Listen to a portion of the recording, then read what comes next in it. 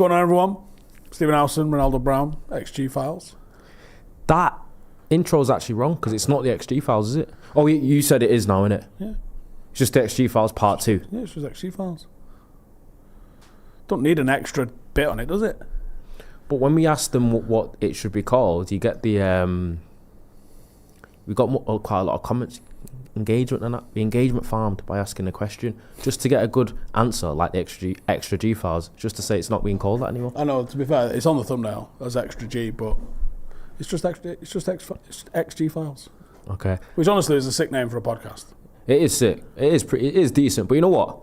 And I've had a lot of people over the past couple of years come up to me and say, I watched xG Files, so there's a nice little we had a comment tiny on audience. Patreon today saying, can we not just basically replace Heads Gone with you?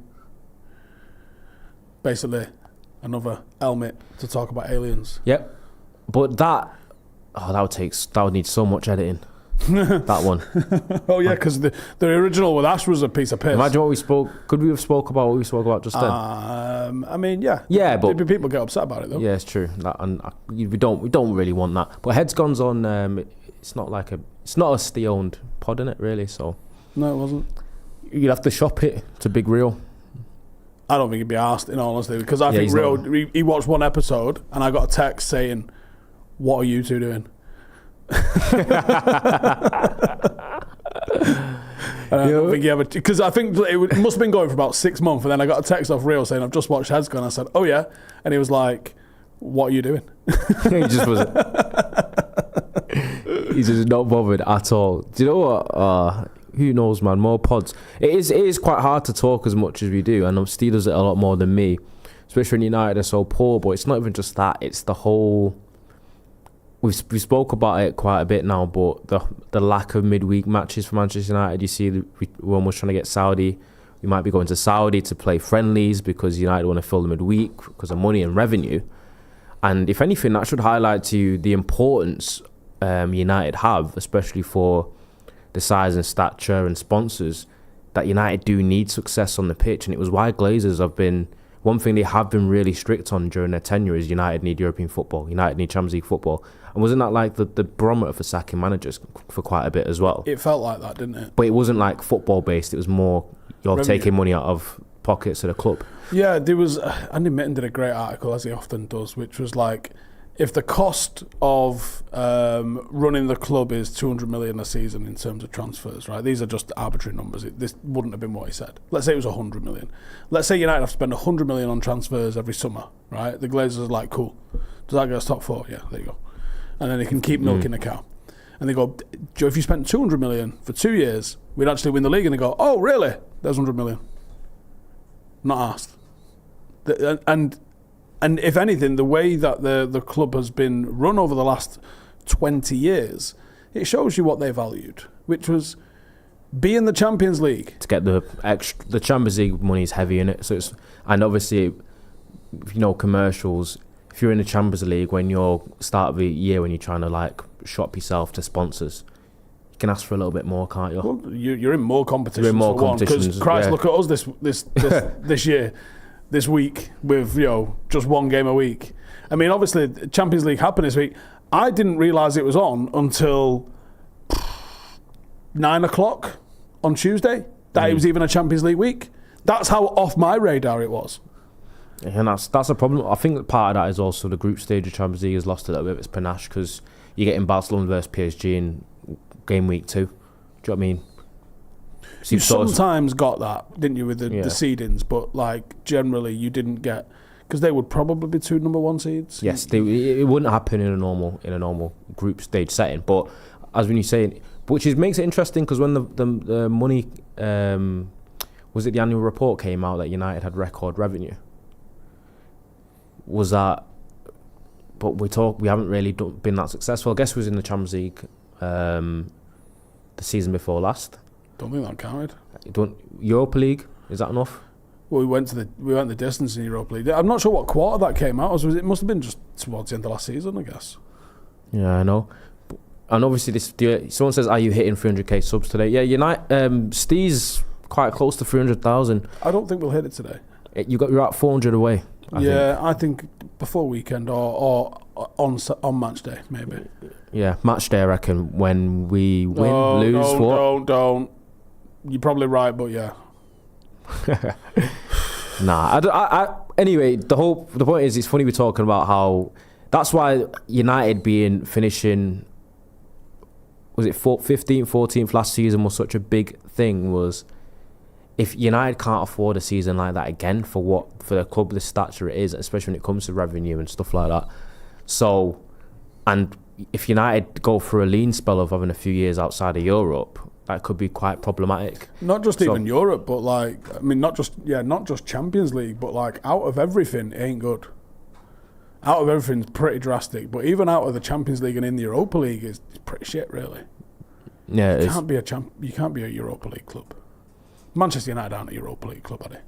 Well, we are now, and it looks like a lot of things are gonna have to change. But because obviously you mentioned Champions League, and it was Champions League week, and Rashford's probably put in two of his better performances that people have watched anyway in the Champions League.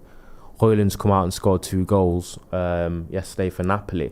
One of the main reasons we're definitely going to speak about it is because when he scored them couple goals, I noticed that people used it as a bit of a stick to beat you with, because you criticised Hojlund, but I think mostly everyone did.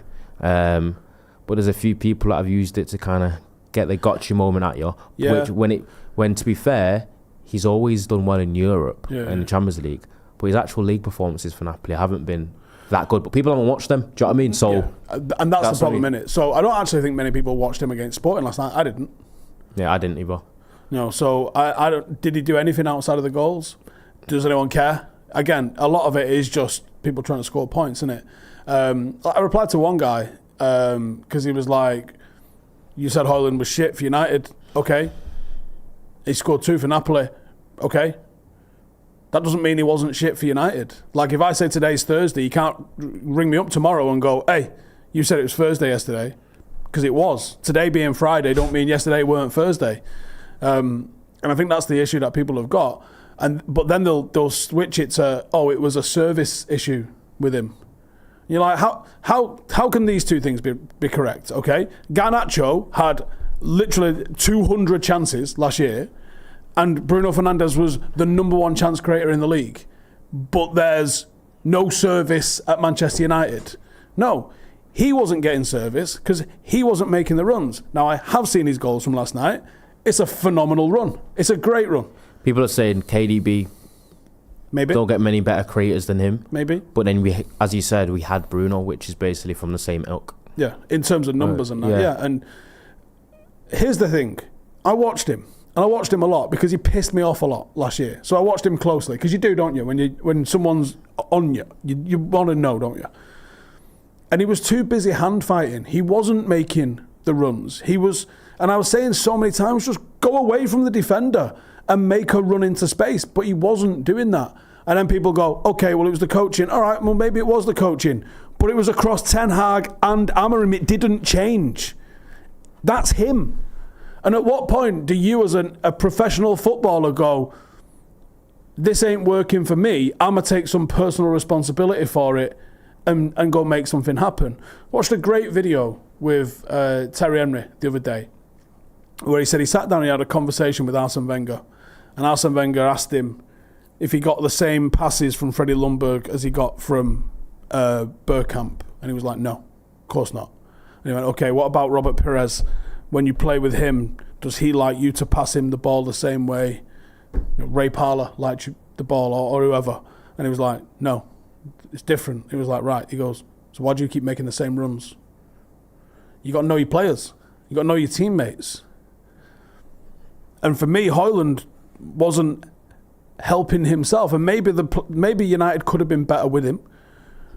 But do you honestly think, now the nightmare to this is that there was a leak, which again could be just made up or it could be legit, but there was a leak, wasn't there, where it was like the inside sources said players at Old Trafford don't like Rasmus Hojlund and therefore don't want to pass him. So then you go, it wasn't a don't like, it was a report came out don't that trust us. They don't really rate him. That was it. And sometimes they don't look for him because the players are a bit iffy about it. And that does happen in football teams where if there's a player that you don't really trust on the ball, you subconsciously don't don't feed him as much. Yeah, do because do you mean? think Bruno, the second he was on the ball when Ronaldo was here, couldn't wait to pass it him, could he? Like, it was one of them, wasn't it? Whereas you think very few players command that, but it's usually the best player on a football team. Players almost instinctively like funnel them the ball or try and feed him.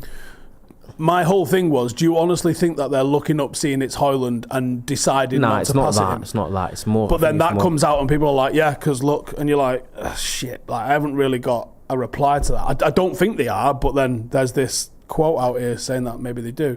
And like, with how selfish and ineffective he was at converting, do you think they're looking to pass it Garnacho rather than him? And on some hands, you could absolutely. They probably rate Garnacho more. You probably could blame Garnacho for not passing when he should have done sometimes, because that happened. It absolutely happened. Yeah, because from what I've heard, players and teammates rated Garnacho as a talent. Do you know what I mean? But it's like, I don't know if it's the exact same for Hojlund. Yeah. But and also because obviously Notch says Portuguese league is shit when it's Amorim, but suddenly it's a metric because Hojlund scored twice. Do you know what's funny about that where it's against Portuguese league is Benfica's one of the best teams in Portugal, right? They lost last night to Qarabag in the Champions League, so that's not really put many points for the Portuguese league there. Roberto up there says, I remember Steve literally saying he'll smash it in Italy and people will force feed us his goals. Yeah, it was always going to happen. The thing is, last night happens and you get tagged in loads of stuff, but no one was tagging me in anything when he played 76 minutes against Pisa and did fuck all. No one was tagging me in anything when he did 90 against Milan last week and did fuck all. No one was tagging me in anything against Manchester City where he did fuck all. They haven't scored in 3 games.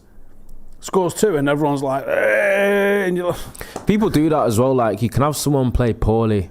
People were like that when I was heavily critical of Garnacho last season. He'd play poorly for like 7 games in a row, and he'd score 1 against like a Fulham, and then he'll play average the next game, and I'll be like, oh, he's played average, and he's like, no, he's not average. He scored last week, whilst not referring to the 7 games before that where he stank it up. Yeah. People pick and choose what they use, really. And they're looking at Sesko with the single goal to his name and going, see, he's not scoring. But what's really interesting I was wrong. Benfica, Chelsea, I was wrong about that. But they lost to Qarabag this season. Is in the Champions League. What was I saying then? So that was a verbal typo by me. But go on. What was I saying? You answering that fucking sent me west. What was I trying to say? What was I saying? Declan, what was I saying? I can't remember. People in the chat will remind me. Sorry, the chat's about a minute behind though, innit? So it'll take a minute for us to get back. What was I saying? I honestly haven't got a clue what I was talking about. Wait, he's talking about Garnacho. We're talking about Garnacho and Hojlund. It wasn't. Hojlund. Sesko. Yeah. That was it. There we go. So we've been doing I've been trying to write a Sesko video today. I'm not happy with it. Trying to get the best out of Sesko. Probably come out. I think it's on the plan for tomorrow, isn't it, Deck? Yeah. Sesko, you're right. Thank you. And I was like, well, let me I want to go and check in how he's getting on. Blah blah blah. He's actually having like a third more shots per 90 than he was having when he was at Leipzig at the moment. So he might have 1 goal. And I've been relatively happy with him. His hold-up play is nice. I'm liking the little flick on that he has to Mbuemo. I think he's running the channels. We've not got... he's not converted some of the shots that he's had. I think he's played like 300 minutes. So if he's getting like 3.34 shots per night, something like that, so he must have had, I guess that's 10 shots or something like that he's had. You know, and he scored the 1 goal with it. It's not a great conversion rate. He was always an XG overperformer as well. But now he's under by 2.5 goals. Yeah, he was expected 3.5 goals, I think, out of what he's had so far. I just feel like I can see the talent, and it's just about whether he hones it. Because the question about Sesko wasn't always his talent; it was whether he puts it all together. And he's also got volume. And he's like, and the big thing is his mentality. Because people thought his mentality was always a bit frail when he was playing at Leipzig, and then it became questioned again when the Arsenal interest came, and apparently he was actually quite shaky about going Arsenal because he wasn't sure about whether he'd be able to replace or to play ahead of Havertz, and everyone's like, you got to have the kind of bravado of coming in like saying, "Ow," do you know what I mean? But strikers need to just be supremely confident, bordering on deluded about themselves. Yes, they do. They have to have a bit of that. The best ones always do, don't they? Yeah. Like, I can't remember who said it. Was it? It might have been Bobby Charlton, actually. Who, by the way, if you ever get the chance, he used to do a lot of talk shows when he was a bit younger. Joe just when he finished playing, Parkinson and stuff like that. There's a lot of content you can get of Bobby Charlton talking. It's always a good listen. And I think I remember him talking about how he used to be on the bench sometimes, and he would really enjoy it if he had like, especially coming through at United where he had some youngsters and stuff like that. And he goes, you would see like, he goes, I remember George Best coming as he was like making his debut. It was his 16, 17 making his debut, George Best, or Joe when he was fringe team, and he'd be like, I want to get in the first team because I'm fucking better than all of these. And you think, on one hand you go, you arrogant little so and so, but on the other hand you go, well, go on then, let's see what you got, son. You know, and it's nice, isn't it, sometimes when you got youngsters like that. I mean, we have that with Kiefer, don't we? Kiefer thinks he's better than all he is. Like, he's a quality player, though. But again, he's decent, isn't he? Yeah. So you like, I would rather have that and him be wrong than have a kid that like Sesko at the moment where they're like, oh, I don't know, and you're like, I'd rather have to slap you down than gash you up. You know what I mean? And then it came into question again when the Grimsby penalty shootout happened, and he took the 10th pen, and I suppose they had a knock, didn't he? Yeah, it turned out apparently he had cramp. So he said he had cramp because he played the full 90 minutes. So he was a bit shaky about taking a pen with cramp. I do hear it, but I think how much, if you get cramp stretched off, how much does it affect you? Because you end up scoring his pen anyway. How much does like a 3-step run up affect you with cramp? It's the explosion of the shot, innit? Yeah. Because they're not tapping it in, are they? They're fucking cracking it. You know, sometimes if you're not warmed up and you get a free kick, you go, Yeah, exactly. So I feel like it could be that sort of thing. That explanation eased it a bit, but if it wasn't that, I would have been concerned. And I did alarm. I was like, my 80 million euro striker going last outfielder on a penalty shootout, bit iffy. But then when the actual truth came out, it was a bit different. But Morgan's Dalen made a good point, because obviously you said Hojlund scored 2, but did he play that well? He must have, because he got named man of the match, as it said. But then again, sometimes if you score 2, it's almost automatic. Yeah, that doesn't mean fuck all. Yeah. But we've talked about Hojlund, but what about Rashford? So Rashford's the other one, right? Rashford played good against Newcastle, got a brace. He was worldy. In fact, one was a worldy, one was a great headed goal. Great header. And then yesterday he got a great assist. Did you see it, Ferran Torres? I haven't seen it yet, no. Great pick out. Proper, like really good. So he's got 7 goals and assists. I think 2 goals. Or is it 6? 2 goals, 4 assists, I think he's got this season for Barca, and he's seemingly playing well. I think Rashford's a bit of a different one to Hojlund, is that Rashford's actually had a season or 2 or couple or like statistical success at Manchester United, and he's been a bit of a higher level talent than Hojlund has been. So him going to Barca and doing decently well is a little bit not as it's not like a massive surprise. People thought it was a possibility, just about whether he had his kind of mind in it, because I think a lot of the criticism that he's had over the past few years has been like disciplinary and like commitment or whatever, those type of intangible things, and also it leaking onto his on-pitch performance where he kind of lacked a little bit of consistency, and people question his work rate and body language, and it seems like he's got a bit of a new lease of life at Barcelona. But obviously we're not watching him every week. I think we've just mainly seen the Champions League games, so you can kind of only go off what you're hearing. But it's not even just about them two, it's more about like there's this argument about whether players actually do better out when they leave Manchester United, and I kind of made the point where managers don't really do better beyond either. But then you have seen a couple of success stories, like Moyes kind of got his career back on track. Took Moyes 10 years to do that, though. Yeah, near enough. So, you know, he did he go Sunderland, stank it out. He went to Sociedad, stank it out. Where did he go after that? He was West Ham, but then he did well there. Did he do 2 stints at West Ham? He did all right in his first stint, didn't he? They gave him was he interim? He won Conference League. Yeah, and then they sacked him. like straight away, pretty much. Makes the league form weren't good. I'm not quite sure. Yeah, but like West Ham squad was never good enough to be able to compete on both fronts. I think Ollie struggled since he's left. Yeah.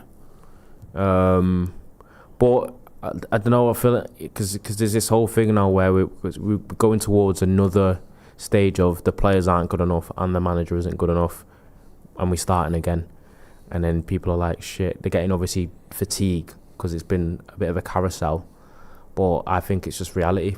I think you shouldn't keep a manager or keep players just because you've sacked loads of managers before. Sometimes you just gotta. It's trial and error. Trial and error is an existing thing. It is, but you can make it worse. You can make it worse by not making a decision as well. Yeah, you can. Indecision is a decision. Yeah. And there are actions and there are consequences to inaction as much as there are consequences to a wrong action.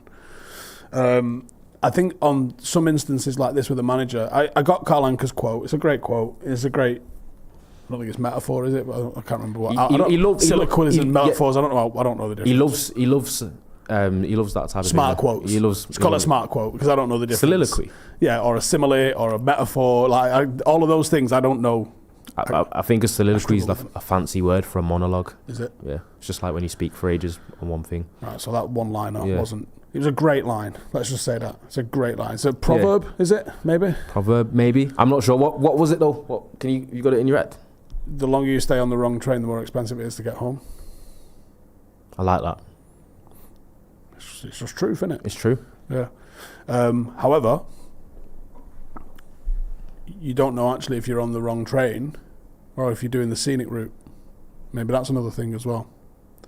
Did you have that written down? Nope. Yeah, you did. But you also don't know if you're going to get off the wrong train and get another wrong train. You don't know if you're going to get off the wrong train and find out that your next train's 5 hours delayed and you got to be somewhere in 2 hours. Yeah, or they're in a train. So this is all right. So you just never know. This is. No, you don't, and that's the thing with the thing with players is very obvious. To look at Mbappe and Anthony and go, I think he's better, right? Very obvious, yeah. There's metrics to gauge. You can look at his finishing, his 1v1 ability, his attitude, his pace, his fitness. Like there are ways to objectively rank players. Yeah, you can look at one defender and another defender and you can go, I think he's the better defender, okay? It is almost impossible to do that with managers because there's so many external factors when it comes to a manager. Is that manager better than that manager? Will he beat him? Yeah, but his squad was worth 30 quid and his is worth $1 billion. So how much weight do you give the squad at their disposal? How much weight do you give their man management versus their tactical ability? How much of their man management or tactical ability is them? Or like under Ole, did he just have two sensational assistants that actually have gone on and been pretty good managers in their own right? How much of everything that they did was Mike Phelan keeping everything chill in the background? Like, you don't know. Yeah, you don't know who was doing what. You don't know how to proportion blame or credit for what a manager does. There is a team behind a team. You know, how do you understand who's capable of doing what? If you lose at the weekend, whose fault is it? Is it the guy that made the mistake, the guy that picked the guy that made the mistake, the guy that trained the guy that made the mistake, the fitness coach who said he was fit when he wasn't? Like, and who pays with their job over that? The person with the most responsibility or the most, or some. It's just usually hierarchy. It's like hierarchy based, in it. So if you are, especially in a football setting, if you are the manager, you almost like, because you are, in theory, you're a leader of the team, so you're above the team. So how the team operates as a whole, it's your responsibility, but is it your fault? Yeah, it can be. But this is what I'm saying. It's not clear. It's not a clear way for you to rank a manager. If we'd have had Ole now, would we be better or worse than we are with Amorim? See, this is all hypothetical. Exactly. Do you know what I mean? You can't. And it's all subjective, but in a sense, everything's on a spectrum where the truth will always lie somewhere in the middle. It's never completely one end or the other. But you just use your eyes and what you're gauging to decide which side of the spectrum more it falls on. Yeah, you do. And people have... And that's where the decision makers like Wilcox and stuff, you hope that they've got the experience, the knowledge, the insight into what's going on the training ground and what's going on elsewhere. Because it's a wide-ranging experience. You need to be able to go... Wilcox has got to sit down and say, okay, this isn't working as it is right now. If we got him X and Y, player-wise, recruitment-wise, would we be better with him? Okay, we don't get him X and Y, where are we? What if we got rid of him and brought in Glasner, Ollie, Carrick, Iraola, Inzaghi? Do you know what I mean? Like, where would you be with those? Where does their experience line up with him? What's his strengths? Because there's obviously strengths. You identified strengths of him before you hired him. So what are his strengths? What are his weaknesses? Are we limiting his strengths and maximising his weaknesses? Because there's every team has got strengths and weaknesses. PSG are the best team on the earth at the moment, right? Yep. They've got weaknesses. But the manager's job is to maximise the strengths and minimise the weaknesses. So what are they great at? We're great at moving the ball quickly on the floor with quality. Perfect. What are we weak at? Probably set plays. How do we minimise that? How do we mitigate that? That's what they need to do. And the management team has to do that for Amorim as well. What are his weaknesses at the moment? Right. Possibly the fact he's trying to play this system and it ain't working for him. How do we minimise that? How do we help him do that? And if they can't help him do that, then he'll pay with his job ultimately. I just think, do you know what I mean? People will always have a different opinion in it. But just watching... you look at the talent in the squad and you look at the players, even the ones that you think aren't great, and then you got to ask yourself, is it a squad worthy of being 14th or 15th place? And I don't think so. And I'm not gonna lie to you,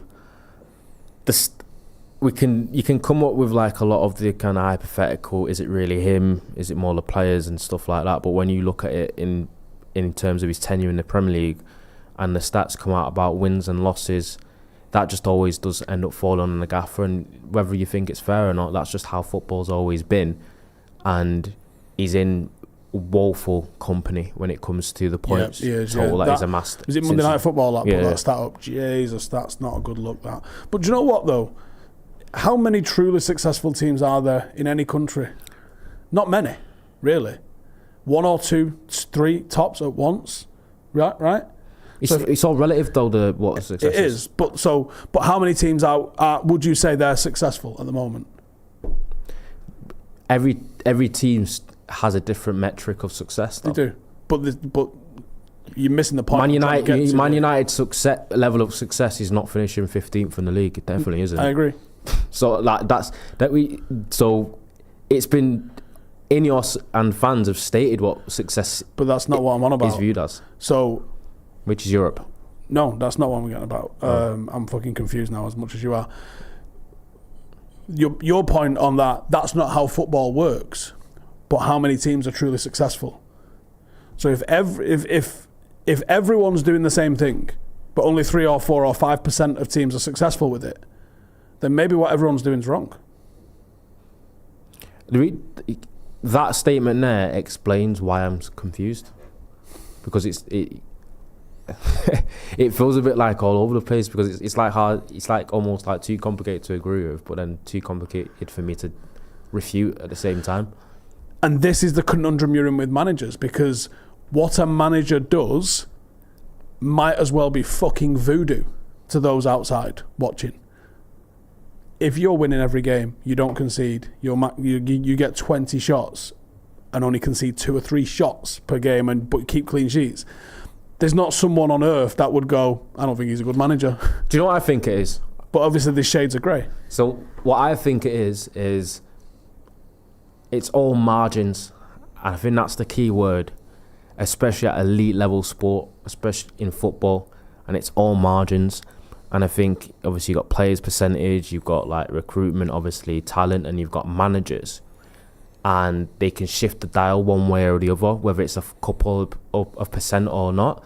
And I think that couple of percent or that percentage points that they can either like optimize or improve a team or worsen it, even though the percentages seem minor, it's actually a massive difference when it comes to the margins at that level. So I think what happens is, if because you read a Soccernomics book which told you that it was trying to find out how much influence on results and performance managers actually had, which people always say is very minimal. It's a lot less. It's still an important factor. It's not a non-factor. But the percentage that they actually either help or hinder a team is still big enough in terms of margins at that level. It probably is. In as much as a good goalkeeper is. Because a bad goalkeeper kills a good team, right? A bad striker kills a good team. My reading of this is our manager is as important as one of the 11 players on the pitch. So I think a performance on match day goes 12 ways. Your manager can have a good or a bad game and affect you as much as a good or a bad keeper, or as a good or a bad striker, or a good or a bad centre half. It's responsibility though, because every player that goes on the pitch is responsible for themselves. I'm not saying it's not, responsible but ultimately he don't play. But so, he's also responsible for where he puts players. He is. So if he goes to Euro and goes, he's a player. But if he goes to Euro, he's got the power and the response and the kind of to go, Euro, you're playing left wing. So then if he goes and plays shit, you'd be surprised. Some managers do play players out of position or put them in zones and situations that don't suit them. But you're looking at the wrong angle of what I'm saying here. I'm not saying he doesn't have responsibility. I'm not saying that they don't have an impact. What I'm saying is, I value how much every single player on that pitch can impact that result. And I value a manager's impact on that result exactly the same. Not necessarily more or less. And what Soccernomics explains with data is most managers, because let's be honest, most managers are broadly competent. Yeah? Would you agree? Most managers understand football. They do. They don't get to be top flight football managers. If you're a professional football manager in the Premier League, it means that you are basically a top 0.0000001% coach in football. So do you know what I mean? Most managers are broadly competent. They are, right? Even the worst manager you can think of would talk rings around us for football. Yeah, the worst. Yeah, we could probably get fucking Tony Pulis on here, and we would think he was a football genius, right? Neil Warnock the same, right? They've forgotten more about football than we'll probably ever understand. Most managers don't necessarily impact their team good or bad, but there are outliers. The same way there's players that are outliers that can negatively impact a team's performance to a large degree and positively impact a team's performance. Like a really good manager will get more out of a team, just in the way that if you get a striker that's 2 levels above your team, everything that goes through him, you think, oh fucking hell, just keep feeding him the ball because he's that impactful. And I think you do get managers like that, but people think a manager is worth 5 players or even 3 players. I'd agree. Nah. Especially in this era. I think this era, managers have even more influence on how well a club does because it's become so systematic and chess-like. I think it's less because I think there's that much of a team that spreads out. I think back in the Fergie days. But everyone's talked about everything. But see, that's contradictory because everyone's talking about how football's become so rigid and all about systems and tacticals and strategy and everything's robotic, which comes from the mind of a manager. I feel like what you see on the pitch is even more like an outlook of a manager's mind, even more so now. So people have said that, but then say the manager doesn't have as much influence as the past. I disagree. No, because it's not just the manager. I'm saying there's the whole team behind the guy. But like I said, my opinion, and I'm not saying this is the right thing, it's just my opinion and the way I look at the sport. I on a match day think you've got 12 major inputs, and obviously you can change some of those inputs with your substitutions, but you've got 12 major inputs into a result. You can probably get a result with 7 or 8 or 9 having a good game. You're going to have a bad result if 5 or 6 have an off day. If your manager has an off day, your keeper has an off day, your striker has an off day, your two centre-halves have an off day, you're probably not getting a fucking win, yeah? Sunderland might play Liverpool. They might need 10 to have a good game to get anything like a result. They might need all 12, yeah? Because of the parity in levels between the two of them. Like I said, I'm not saying it's right, I'm not saying it's wrong. I'm literally just saying my understanding of what Soccernomics is trying to say. And they back it up with loads of different data on showing you. The most impactful thing, and United have booked this trend in recent years as well, is there is a 98% correlation if you shake the league at the start of the season by wages.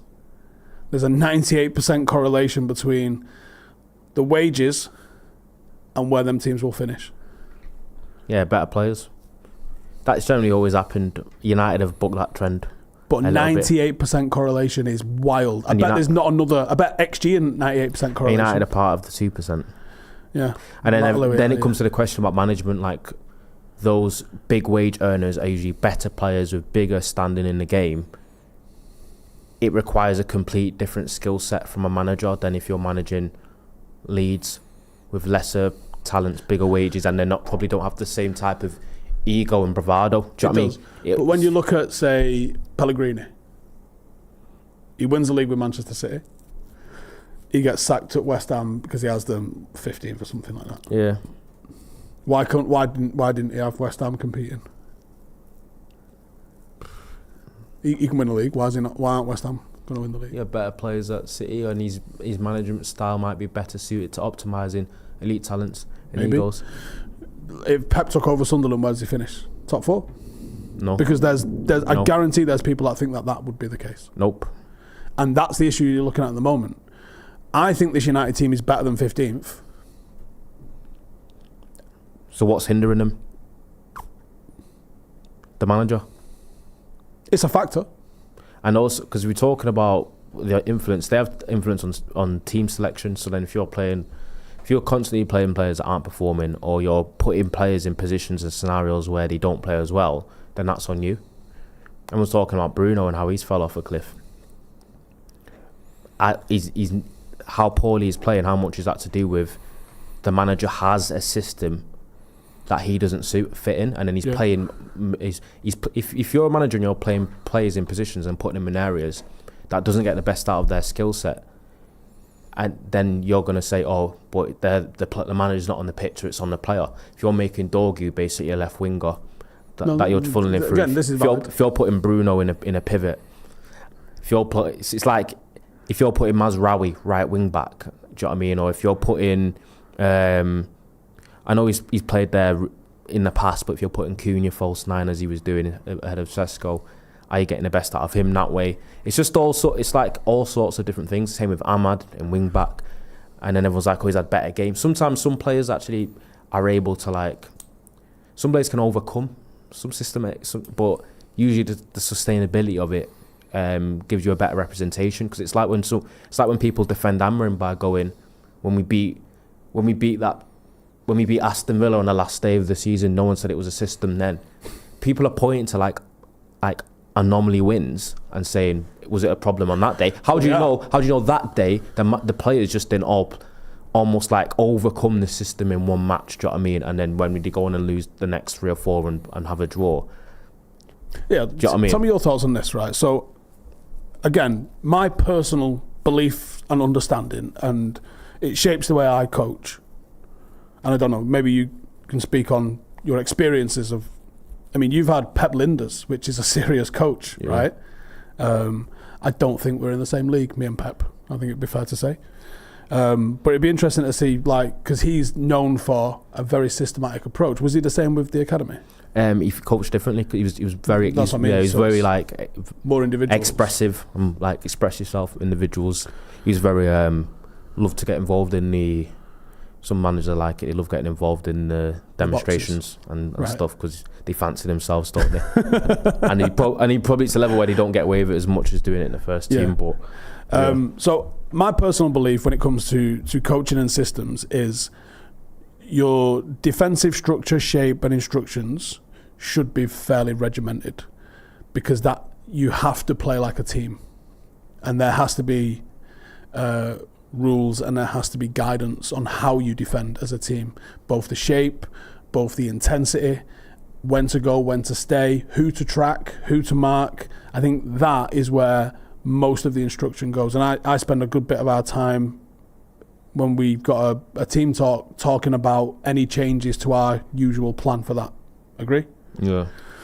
When it comes to playing out, we have a bit of a system.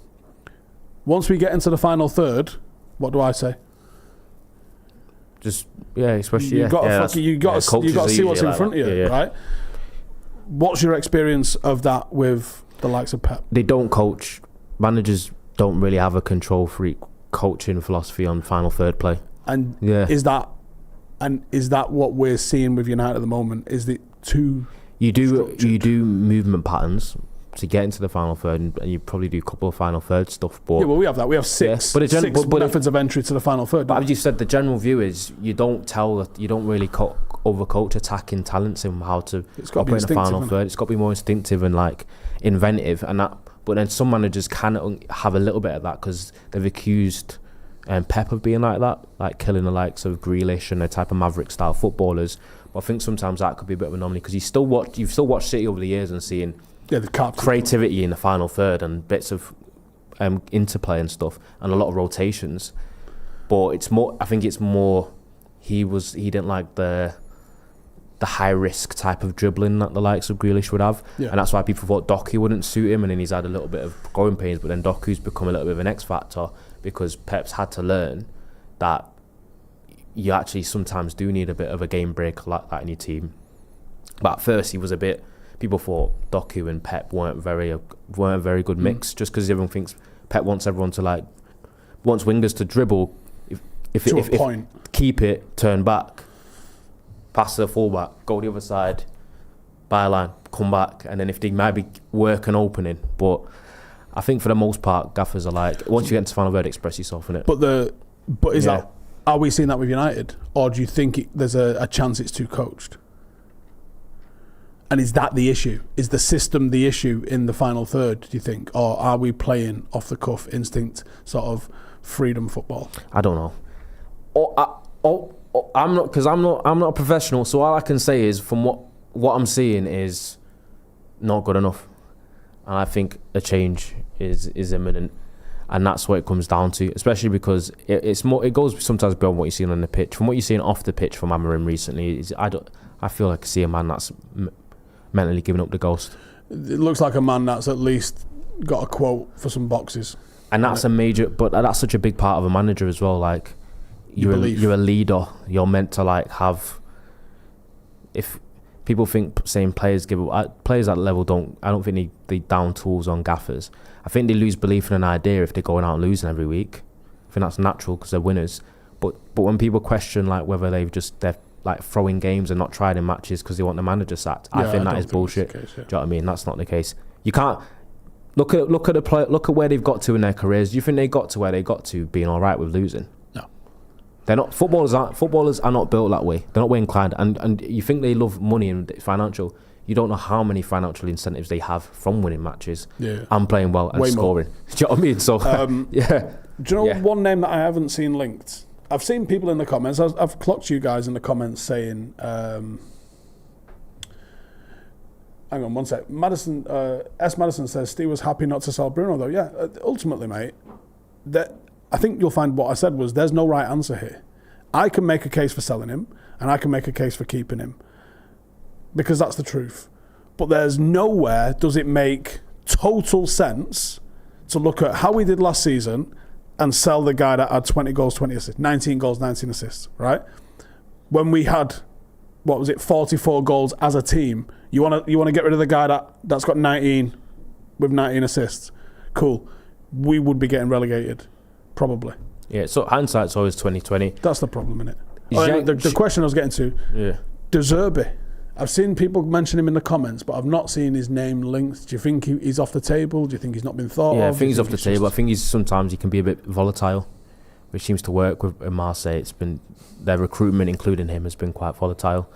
But Zheng says losing belief in manager is not reason for them not to run and play like they care for the club. I've not seen a single time where I can actively say the whole team is not running and playing like they care for the club.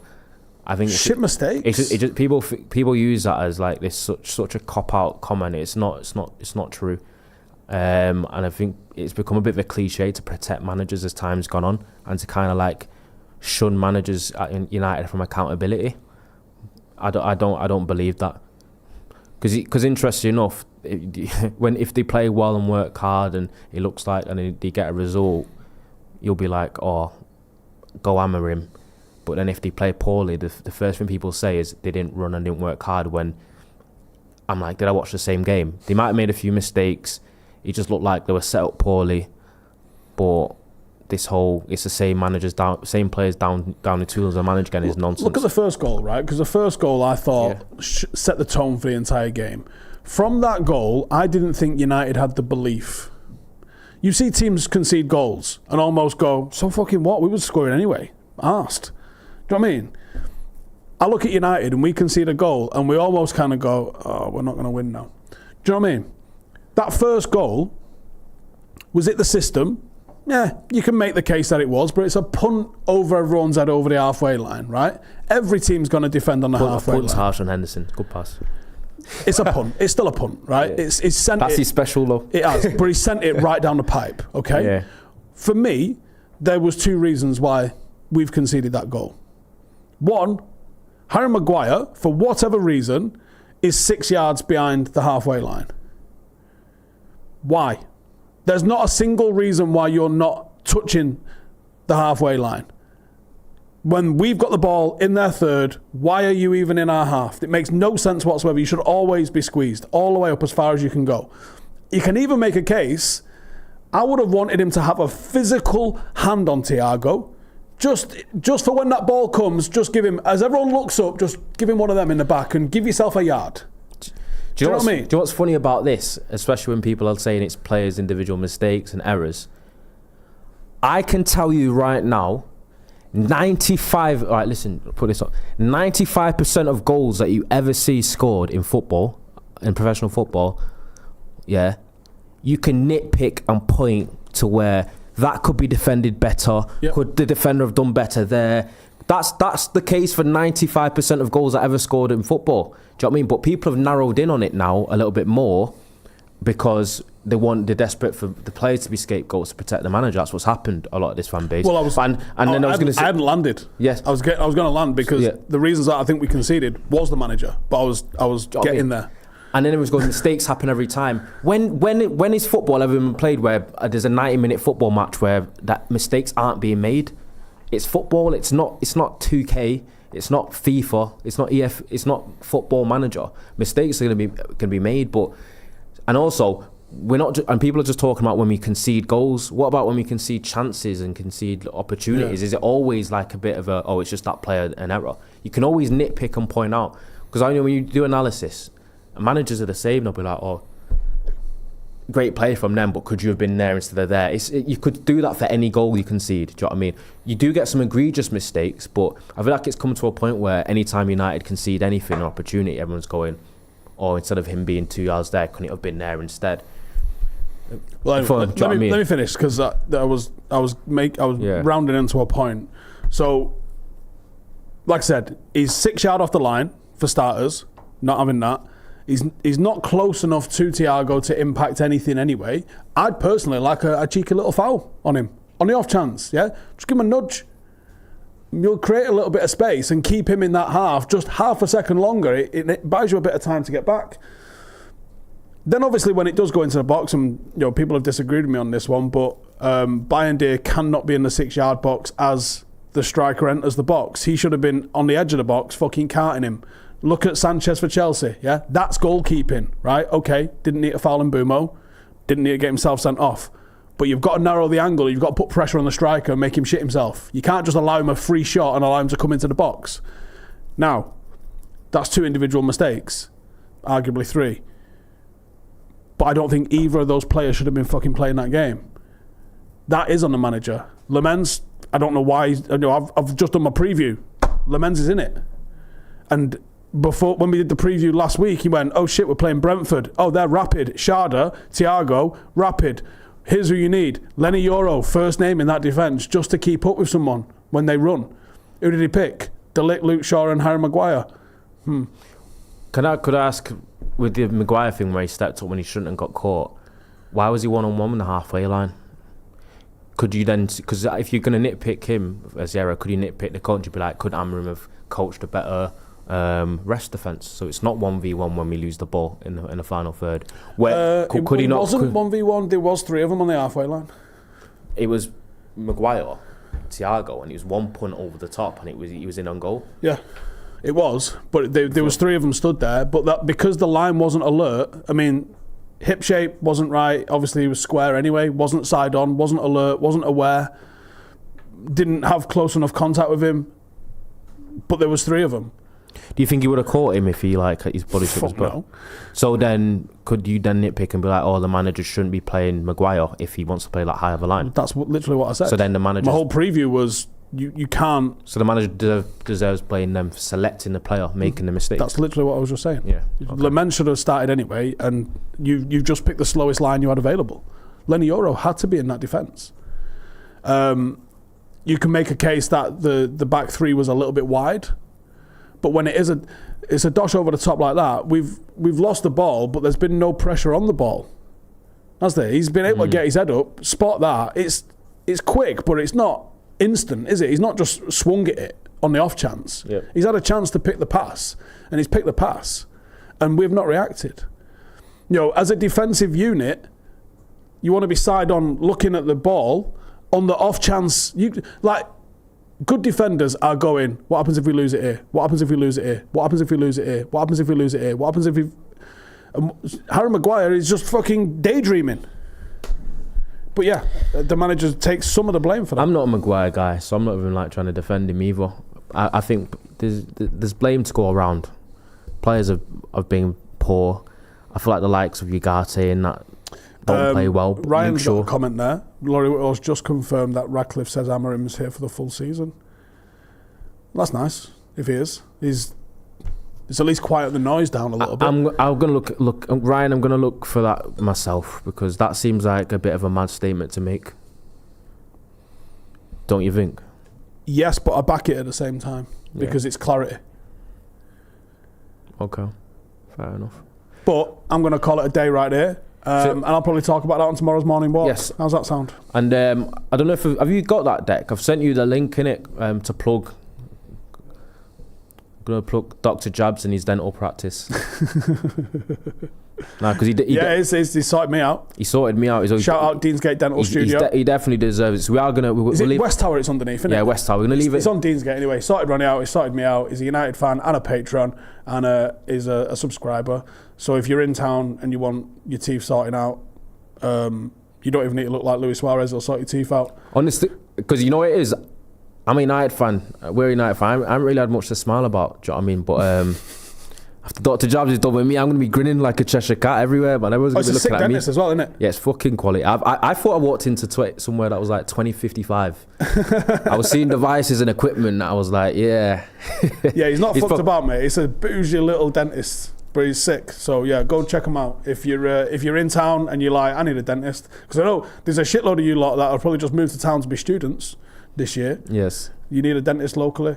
Go check him out. If you see me in a few weeks and my smile's looking a little bit different and my teeth look a little bit different, don't say anything. Right, take it easy, everyone. I'll probably, if that news is legit, I'll probably cover it in the morning walk in the morning. Otherwise, take it easy, everyone. I'll see you in the next one. Laters.